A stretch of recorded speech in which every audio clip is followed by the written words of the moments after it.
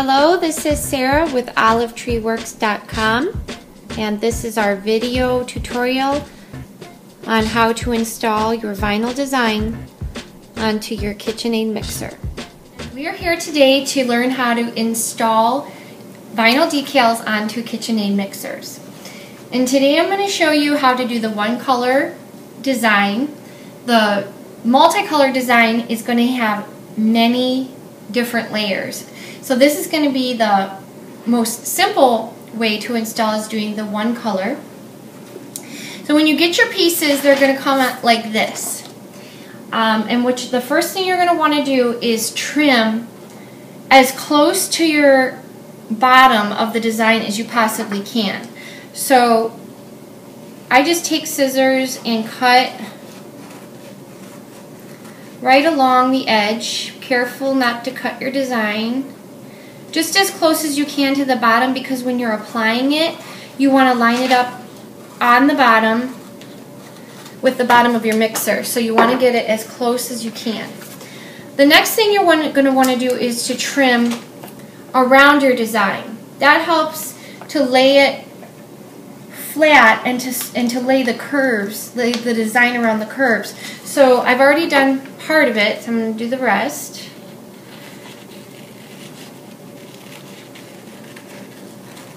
Just careful not to cut your design. I recommend doing a wet installation with these large pieces, because when you lay them down, if you make a mistake, it's very easy to simply pull it off and then reapply when it's wet. So what you're going to need is your vinyl design. Make sure your mixer is clean using glass cleaner. Some paper towels. I have a hair dryer, and then you can use any hard flat object like a credit card. So to do the wet installation, first I'm going to just line it up to kind of see how it's going to lay. Okay. So when I'm happy with that, I'm going to spray my mixer with my glass cleaner, and I'm going to peel the backing paper away from my design.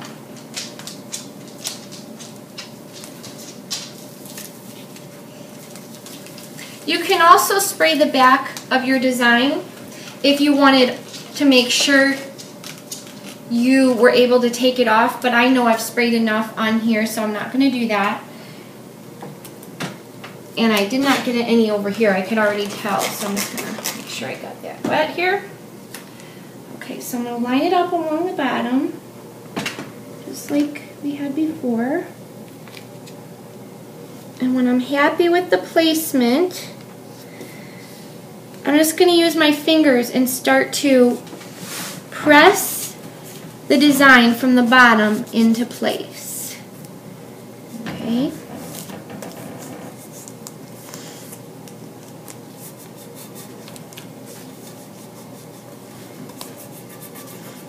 Okay. And you're going to use your flat hard object and your fingers. Now around the curves, you're really going to have to work with the material to get it to bend around the curve, bend around the corners. Okay.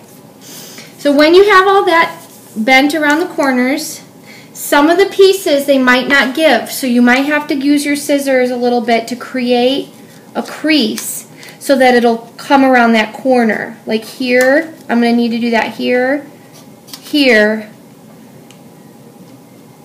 and here. So I'm going to be able to come around that corner. Okay. When I have my design smoothed out how I want it, you can lift it up and smooth it as many times as you need. I am going to take my blow dryer. Some of it is because there are so many curves. That's why I recommend doing the wet installation. So I'm going to work with this to get it to go flat here, picking it up and relaying it down as needed.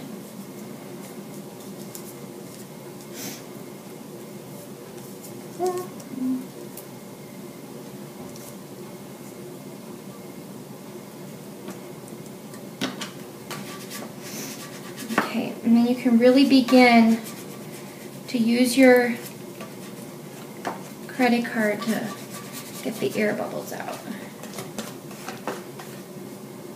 I'm going to work with this a little bit. When I'm ready, I'm going to start drying it. And when it's all the way dry, when I feel like it's not going to come up when I peel the application tape off, we're going to peel the application tape off. So I'm going to do that and we'll come back. Okay, so we're back. I've just spent the last 5 minutes drying my design, and as I've dried, I was pressing down my design, going over all the little details with my fingers. It takes about 5 to 10 minutes for your design to be completely dry underneath. The heat of the gun is heating up your mixer, and that's what's evaporating the liquid behind the design. You'll notice if it's not done, as you try and pull away the application tape, your design will come back up. So you know that you'll need to spend a little bit more time drying. So once you know that it's pretty dry, go ahead and spray the top of your application tape. This kind of helps loosen all of the adhesive underneath the tape and helps it come up a little bit easier. I'm going to start from over here, and I'm going to carefully peel back my adhesive tape. It should come up pretty easily. If some of my design comes up with it, I'm just going to use my finger to show you what you would do in that situation, which is just use your finger and kind of help it to stay onto the mixer. Okay, and I'm going to go ahead and smooth out each little design as I peel back the adhesive tape. Smooth into place all of your little details here.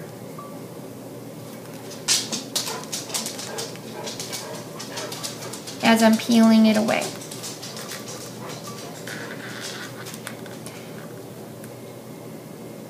Now I'm going to go ahead. This does take some time, so I'm sorry if it seems boring.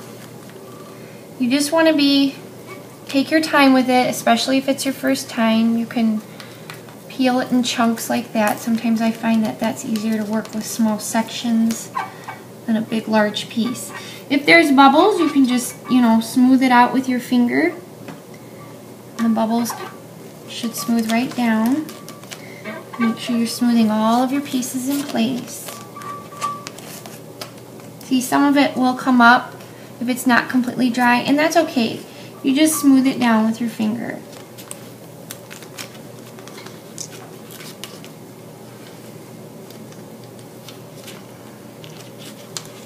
Okay. Oopsie. Smooth that down. And once you have all of your application tape off, you are not going to want to clean your mixer of its fingerprints and things. Sorry, that piece. It's easier to go from one direction and not start an entirely different direction. Because it might still be wet underneath, you're not going to want to clean the design or your mixer for like a day just to make sure it's completely dry. You can even go back over it with your hair dryer just to make sure. Now I'm just going to peel this piece off just to show you what I would do if it came off.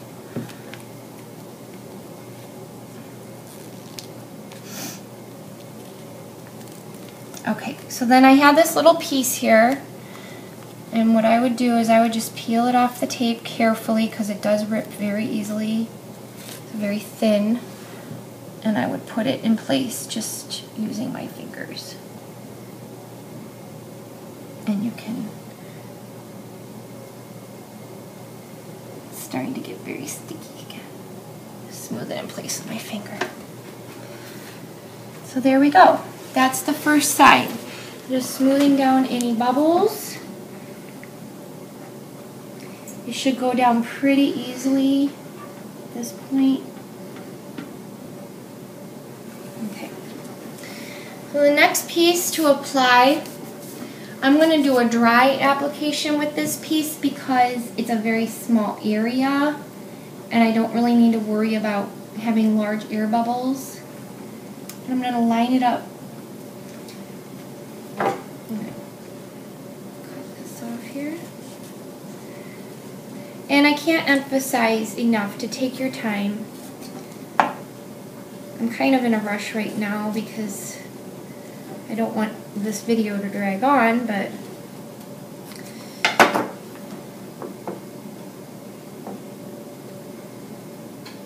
so I think I want it right there.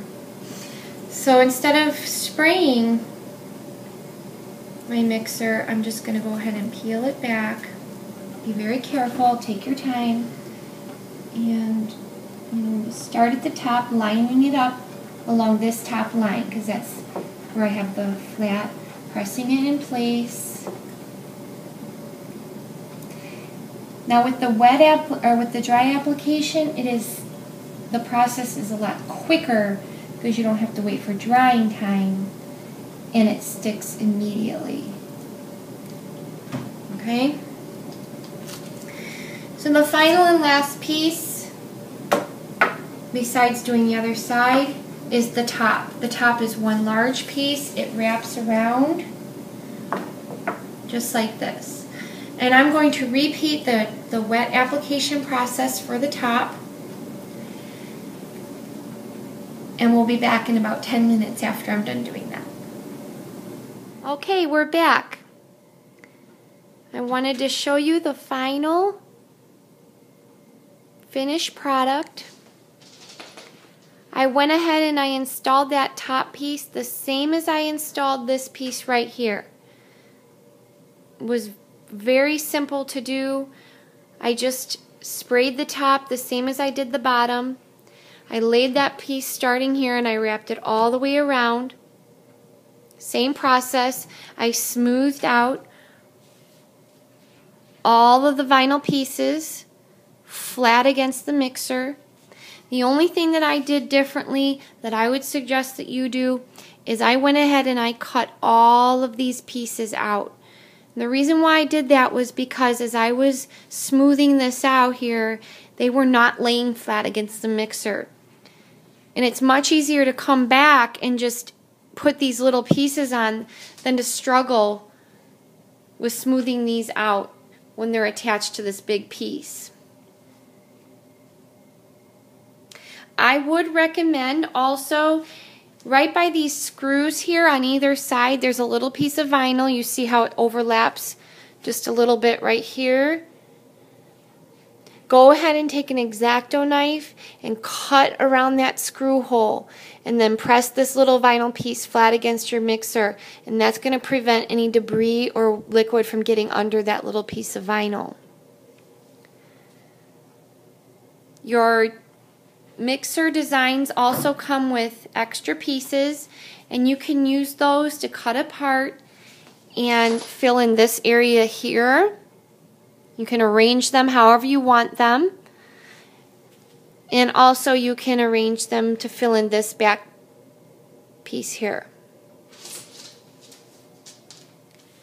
You can clean vinyl just as you would a car. This vinyl is suited for outdoor use, so it's very durable. If you have any questions, you can contact me at Sarah, S-A-R-A-H, at olivetreeworks.com. You can visit us on the web at www.olivetreeworks.com, where you can view all of our other products. This is our damask mixer design. I'm going to be posting several other patterns on the website, but this is the damask pattern. And I will be back to show you how to install a 3 to 4 part or 3 to 4 color design.